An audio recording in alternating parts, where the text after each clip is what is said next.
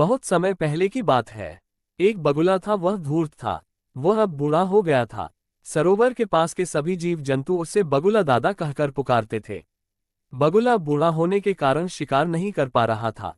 एक बार भूख के कारण वह तालाब के किनारे रो रहा था। एक केकड़े ने उस बगुले को रोते हुए देख लिया।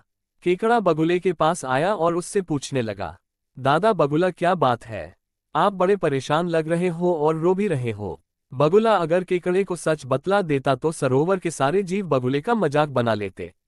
धूर्त बगुले के दिमाग में एक योजना आई। उसने तत्काल केकड़े को उत्तर दिया, क्या बतलाऊं केकड़े भाई, मुझे अभी अभी एक बहुत बड़े ज्योतिषी मिले थे। वो मुझसे कहने लगे कि आने वाले 2 वर्ष के लिए इस क्षेत्र में अकाल पड़ेगा। उसमें यहाँ के सभी जीव जंतुओं को खाने के लाले पड़ जाएंगे और ये तालाब भी सूख जाएगा। मैं तो उड़कर कहीं और चला जाऊंगा, परंतु इस तालाब के सभी जीव जंतु और मछलियों का क्या होगा? यही सोचकर मैं रो रहा हूँ। केकड़ा डरकर बोला, बगुला दादा, आप तो सच कह रहे हैं। इस सरोवर में तो बहुत कम पानी है। ये तो जल्द ही समाप्त हो जाएगा। आप तो बहुत बुजुर्ग और अनुभवी हो। आपने पहले भी इस तरह की मुसीबतों का सामना किया होगा। अब आप ही बतलाओ क्या करना चाहिए। बगुला कहने लगा, हाँ, तुम सही कह रहे हो। मैंने पहले भी इस तरह की मुसीबतों का सामना किया है।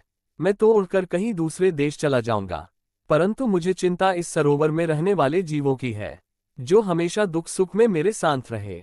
उन्हें मुसीबत के समय छोड़कर कैसे चला जाऊं? केकड़ा बोला, आखिर हम कर भी क्या सकते हैं? दुष्ट बगुले ने तत्काल जवाब दिया, यहाँ से कुछ मील दूर एक बहुत बड़ा सरोवर है। वह सरोवर इतना विशाल है कि आने वाले 10 वर्ष तक भी बारिश ना हो तो भी नहीं सूखेगा। हम सभी को वही चलना चाहिए। केकड़ा भी बगुले की बात से सहमत हो गया और अकाल आने की खबर सरोवर के आसपास जंगल में आग की तरह फैल गई। सरोवर के सभी जीव बगुले की बातों में आ गए और मुसीबत से बचने की सलाह लेने लगे। बगुला ने सभी से कहा, अभी अकाल पड़ने में समय है। तब तक सरोवर के सारे जीवों को मैं अपनी पीठ पर बैठाकर बड़े तालाब तक ले जाऊंगा और अकाल आते आते इस सरोवर के सारे जीवों को बड़े तालाब में पहुंचा दूंगा। सरोवर के सभी जीव बगुले की बातों में आकर तालाब छोड़कर दूसरे तालाब में जाने के लिए तैयार हो गए। दुष्ट बगुला भी यही चाहता था।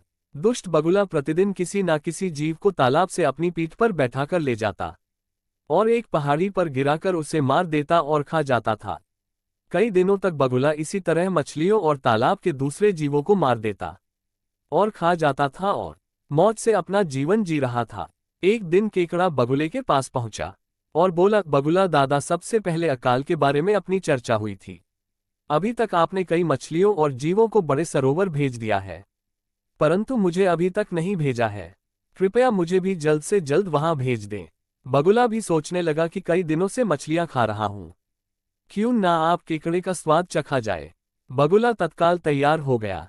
केकड़ा बगुले की पीठ पर सवार हो गया। जब दोनों उस पहाड़ के पास पहुंचे जिधर बगुला मछलियों और दूसरे जीवों को गिराकर मार देता था, तभी केकड़े की नजर हड्डियों के ढेर पर पड़ी। केकड़े को तत्काल सारी कहानी समझ आ गई। तभी बगुला बोला, अरे केकड़े, तुम्हारी कोई आखिरी इच्छा हो तो कहो। अब मैं तुम्हें यहां से गिराकर मार दूंगा और अपना पेट भरूंगा। केकड़े ने तत्काल अपने पैने दंत दुष्ट बगुले की गर्दन में गड़ा दिए। बगुला जैसे तैसे पहाड़ी पर उतरा, परंतु तब तक उसके प्राण पखेरु उड़ गए। केकड़ा धीरे धीरे वापस अपने सरोवर आ गया। जब सरोवर के दूसरे जीवों ने बगुला के बारे में पूछा तब केकड़े ने सारी बात बतला दी। तालाब के सारे जीवों को अपनी गलती का पछतावा हुआ। शिक्षा बुराई का अंत बुरा ही होता है।